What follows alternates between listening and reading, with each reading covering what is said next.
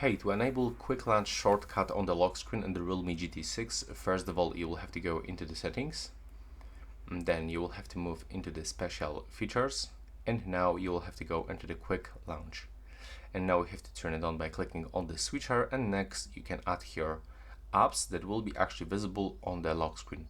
So we have to click on the edit, and now we can add here any app or even functions of the applications. So you can decide. I'm gonna add, for example, Snapchat, Google Maps. Okay, I don't have this one, so I'm gonna add the calculator, and for example, Google Chrome.